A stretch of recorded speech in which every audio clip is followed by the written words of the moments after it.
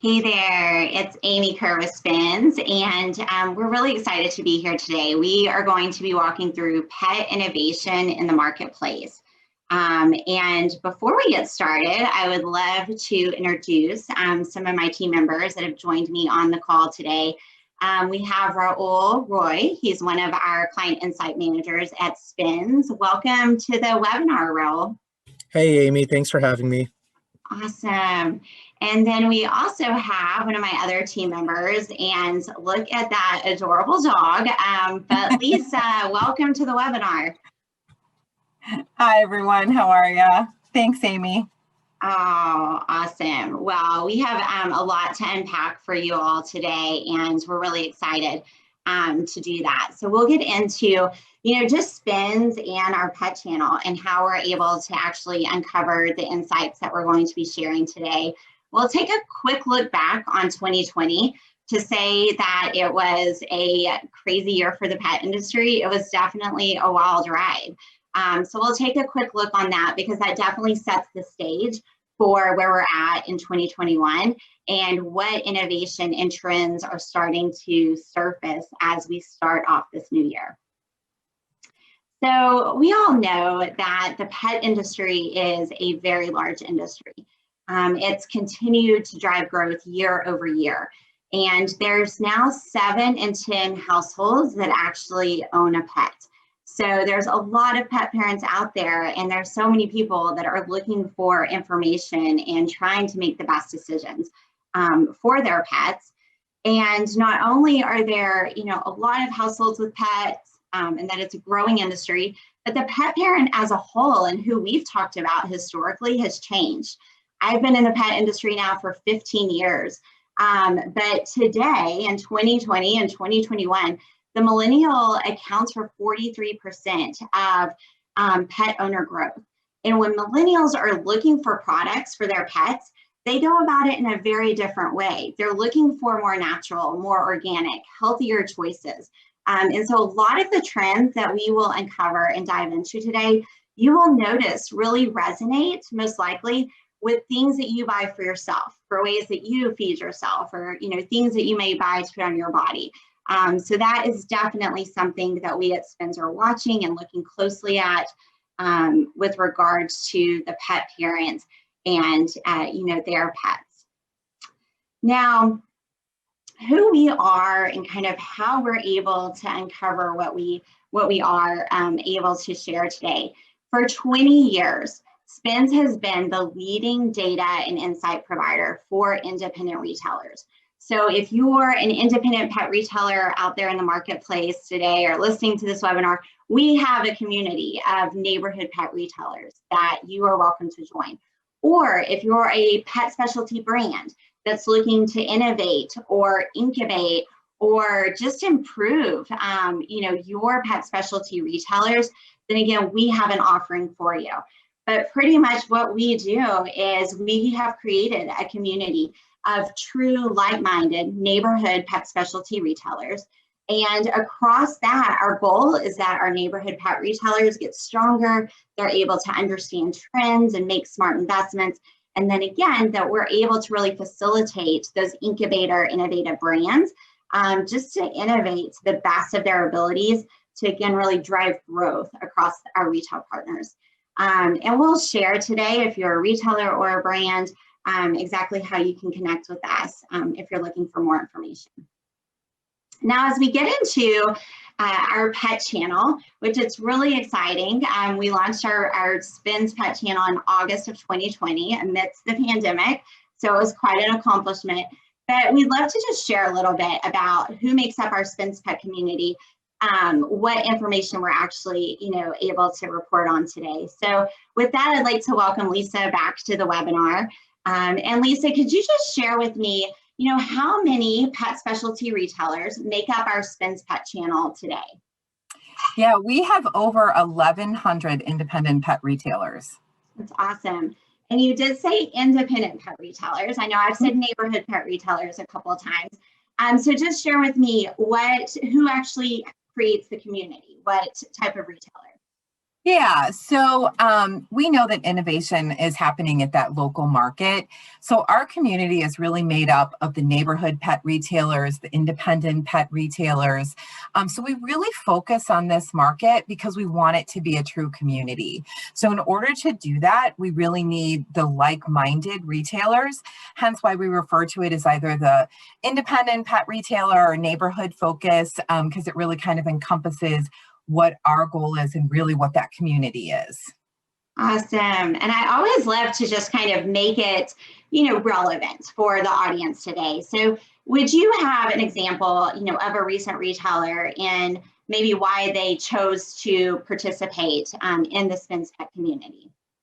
Yeah. So as we all know, sometimes brands actually, they cross out of the neighborhood pet channel and they move into large specialty stores or mass retailers. So there was a retailer that we had, and they were looking to fill their shelves with only the neighborhood pet products. And the brand that they had supported for a really long time had actually crossed over channels. And because of that desire to fill shelves with the neighborhood pet products, she knew that she needed to find products that could replace the one that had switched channels. So she was able to use the SPINS data to identify new products that had similar attributes, and thus it was able to add it to her assortment and quickly adapt to those changes that were taking place in the marketplace. I love it. And again, it's just something so, easy, but it resonates so well with so many people out there that are looking to differentiate. So thank you for that. Awesome. All right. Well, let's get into our second section here of 2020 and a look at what happened across the pet industry. So all of these words here, I feel like we're all reliving 2020 all over again. But, really, we were entering 2020 already at a peak for the pet industry. We were trying to better understand DCM, what was going to happen, really what would resonate with the pet parent at the end of the day, and kind of what the ruling would be on DCM, right? So we were already coming in from that. Then COVID hit. Everyone was, on lockdown orders, running to get as much food for themselves and for pets as possible. And pets were then declared an essential business, which was awesome. We were able to, really keep our neighborhood pet retailers alive, and we loved that. But as we all sat at home and as we all started working from home, all of these people, right, really went out and got pets. And so our pet adoption increased. And with that came a lot of pet parents trying to understand, what do I need to buy for my pet? What is the best decision?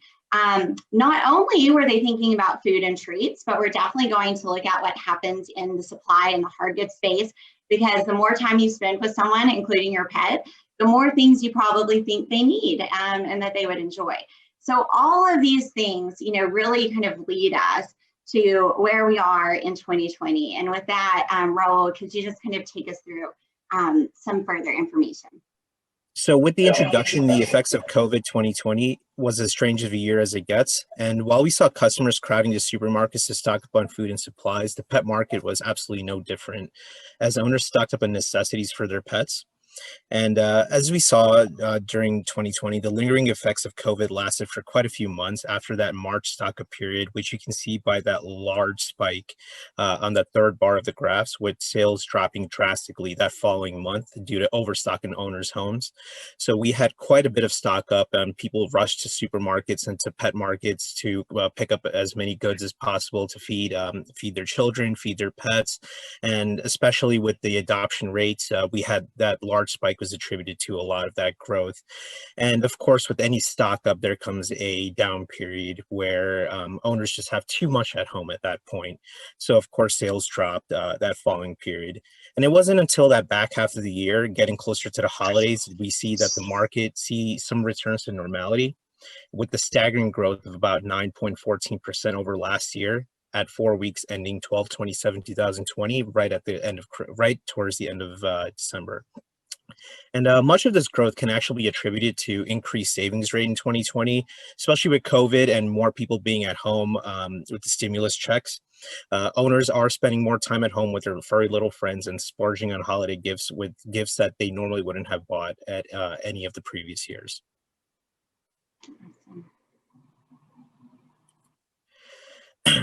And so, taking a look at the category share in the pet market, while majority of the share in store is dominated by aisles of consumables, it wasn't pet food that drove growth in 2020 that we would have normally expected. Next slide, please. And with the impending lockdown and owners relegated to staying home, growth was driven by treats and non-food categories such as toys, wellness, habitat, and waste management. And while these categories may not have a large share in the market, they experienced healthy growth as owners' priorities turned to keeping their pets well entertained and healthy while subjugated to staying at home. And a lot of this growth came in the later half of 2020, as we saw in the earlier two slides, with after COVID stock-up started to settle down and owners started to become more used to their new lifestyle of staying at home with their pets. And of course, during the holidays of 2020, non-food drove most of the growth as owners splurged on their pets with toys and treats. So taking a turn away from the effects of COVID, there was another piece of news that had carried over from 2019, and that was the link between grain-free dog food and canine dilated cardiomyopathy, or DCM. The news article from the FDA came out on 6/27/2019 on an investigation between the link of certain diet types, which in this case, grain-free products, and DCM.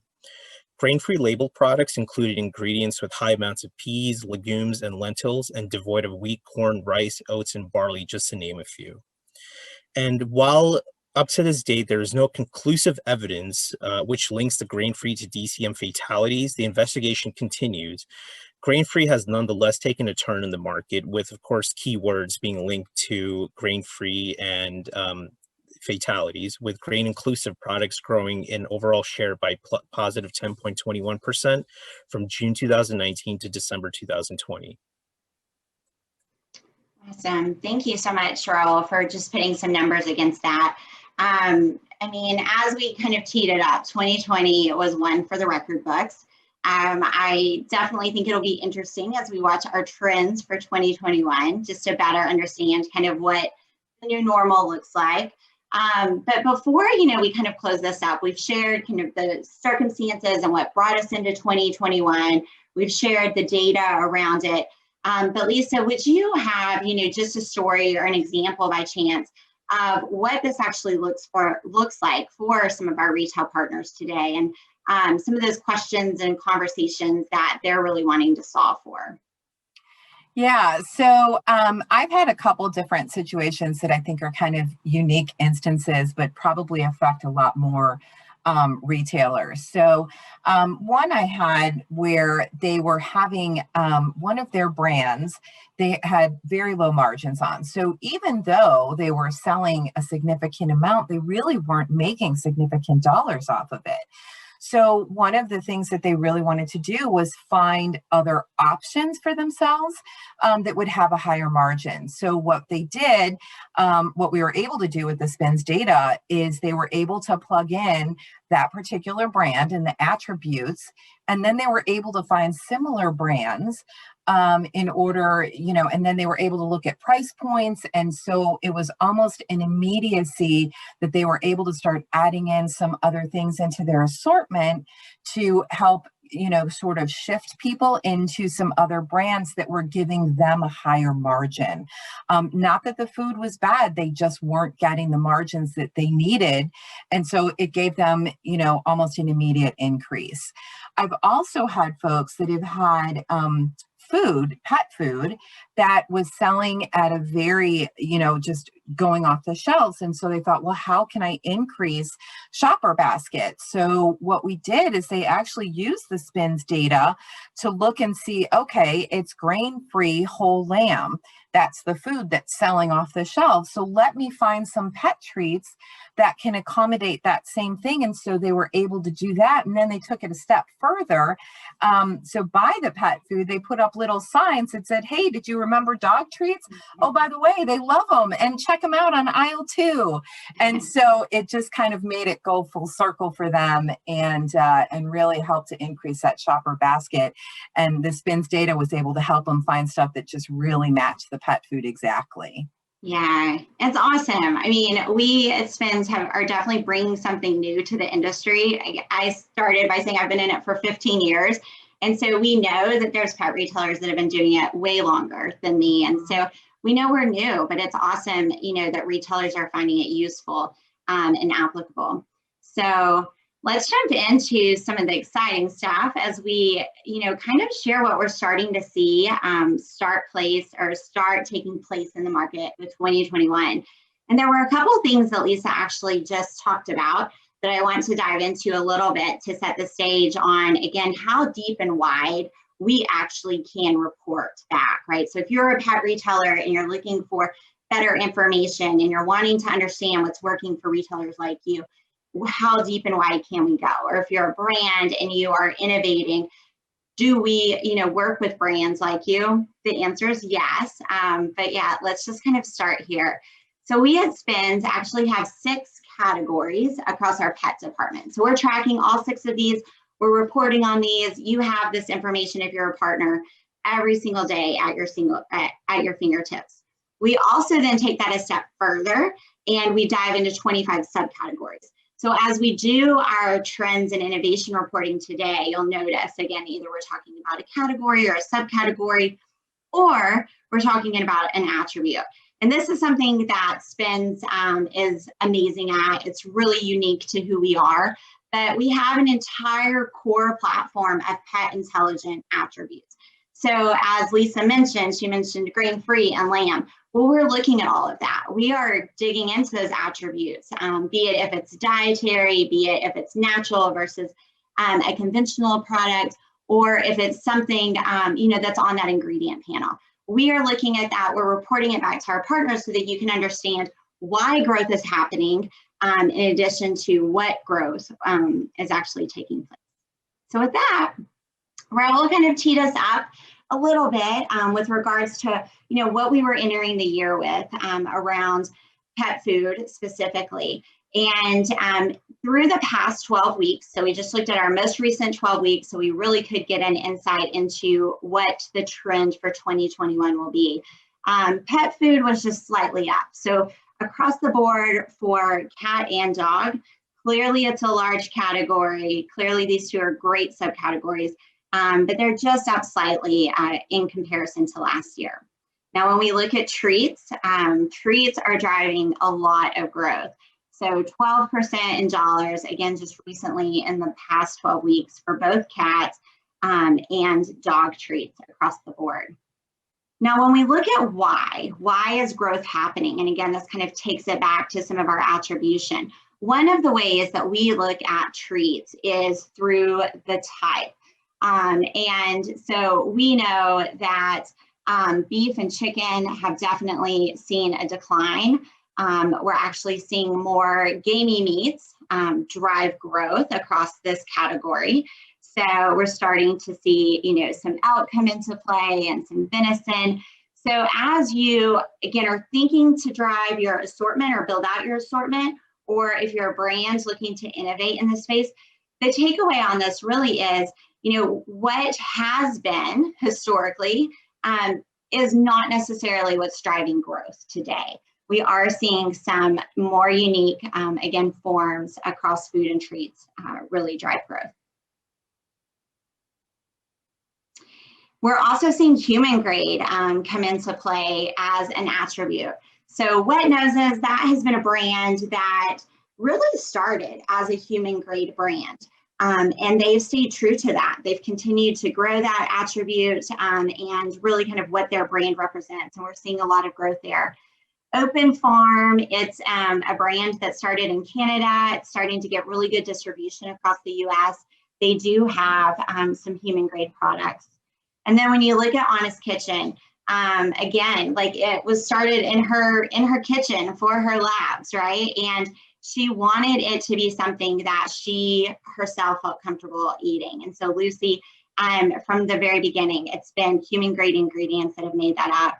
And then we'll talk about, freeze-dried and dehydrated a little bit later, but Primal, their freeze-dried nuggets are human grade, tracking that attribute, and it is playing well within their favor across the food and treat category. All right, Raul, would you like to dive into some of the pet treats and kind of the forms that we're starting to see in the marketplace? So in 2020, we saw that pet treats have actually, or a lot of owners have started to fluctuate from hard chews and soft chews, depending on what their actual pets have been preferring, to more. If you could move on to the next slide, please. To more dehydrated, crunchy, and crunchy soft. So in terms of dehydrated, we saw that there was a 9.9% increase, and then for crunchy and soft, a 55.2. And of course, you have to remember that these are a smaller share of the overall category. However, these are growing trends in the market, especially with new items appearing in these two segments. As we look at attributes also, we know that there's, even coming off of DCM, we started to see single source proteins come into play in a lot of foods, but we're seeing that across treats as well. So Play-Doh launched their single ingredient cod treat. We're seeing a lot of success with that. When it comes to freeze dried, we just talked about it with Primal and their dehydrated or air dried treats. But Catman, again, this is another driving attribute. And then looking at ways for alternate rawhides. I feel like the consumer has been very educated on the harmfulness, and they're drawing their own conclusion, right, around traditional rawhides. And so we are seeing just hideout, no hides, things of that nature continue to drive growth. And we're seeing new brands that are entering into that space because, again, they're noticing that this is an attribute that shoppers are accepting and really picking up on.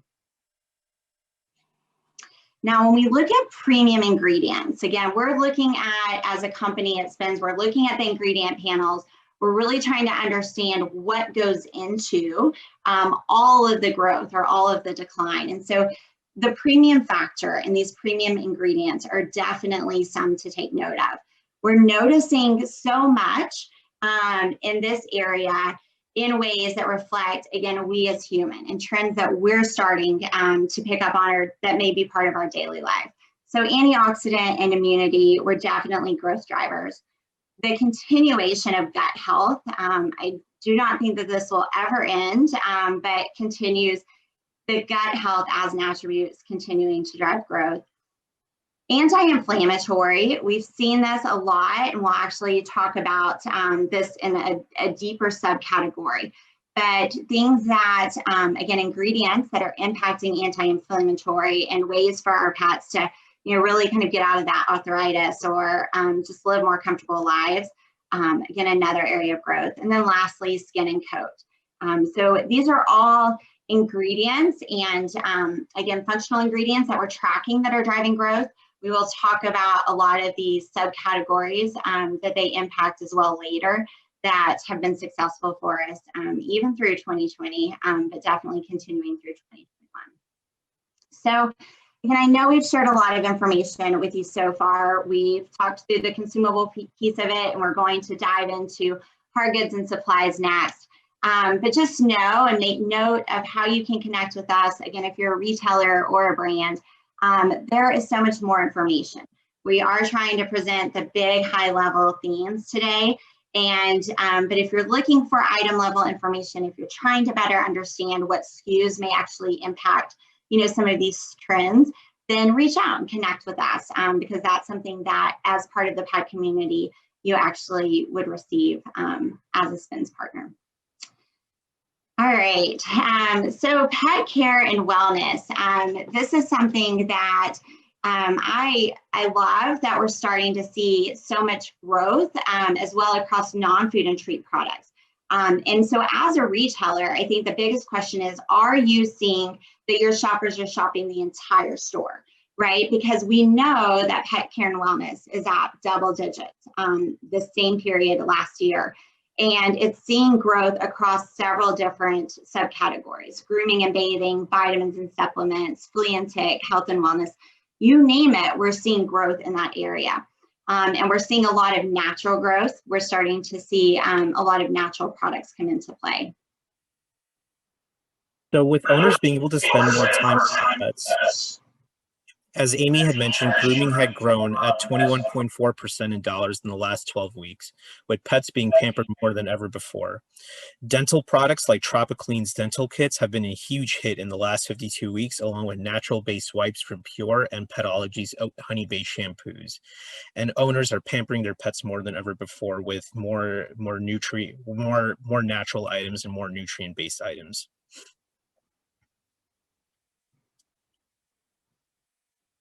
So along with grooming and bathing, vitamins and supplements, as Amy mentioned, are up 16.8% in dollars in the last 12 weeks. Primal Pet's goat milk features ingredients to help support immunity, vitality, and digestion, while Chill Out from Super Snouts, a hemp-based company, has a product to help with anxiety to give a calming effect for nervous dogs with active ingredients like chamomile, passion flower, and of course, CBD. And if you're worried that your dog's skin and coat is looking a little shabby, the Missing Link brand has an interesting and great product that combines the natural benefits of organic kelp with omega fatty acids from flaxseed to help support your dog's skin and coat care. I love that, Earl. Again, so much of what we ourselves are, buying for ourselves. So definitely humanization of pets. Absolutely. And of course, CBD. As we're all aware of, CBD entered 2020 as one of the hottest trending attributes, but quickly declined due to COVID and customers' priority shifting to more immunity-related products. Entering 2021, owners are showing signs of growing interest in CBD again, as both period 1 and period 2, which is January and February of 2021, reported slight growth over the year prior. Rawhides and chews grew exponentially in January and February of 2021 compared to 2020, with reported growth of over 7,000% thanks to Stella and Chewy's and new brand entrants, Treatables. Super Snouts and Susie's CBD treats continue to be strong drivers of growth in the segment, and look for continued interest in CBD as we head further into 2021 again. And I love that too. I think the one takeaway out there for retailers as well as brands and manufacturers is that the traditional forms, right, in which CBD was launched is no longer the form that's driving growth, right? So a typical oil is no longer what we're starting to see in that functional ingredient of CBD. And so it's exciting to see a lot of new innovation come to the pet parents for this.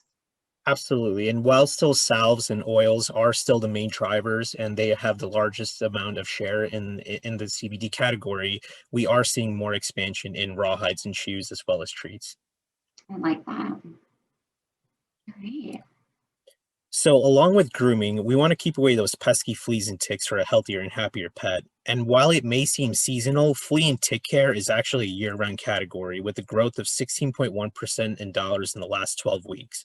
So remember, that last 12 weeks is actually a holiday period with the weather being a lot colder. However, flea and tick care is still growing.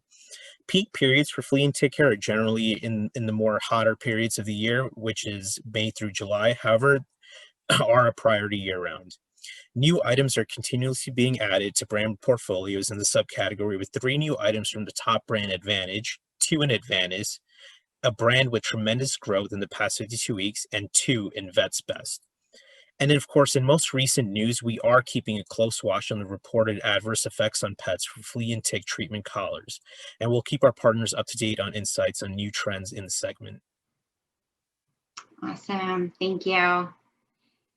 Well, it was really hard for us to kind of hone in on, again, what are the highlights of 2020, what is starting to drive growth for 2021. The year is just upon us. But, if you are, again, a retailer, a pet specialty retailer that's not currently linked into the SPINS Pet community, then definitely reach out.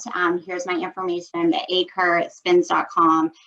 Or if you're a brand and you're looking to better innovate, better partner with your retailers, understand what's driving growth or how you're positively impacting the channel, also reach out.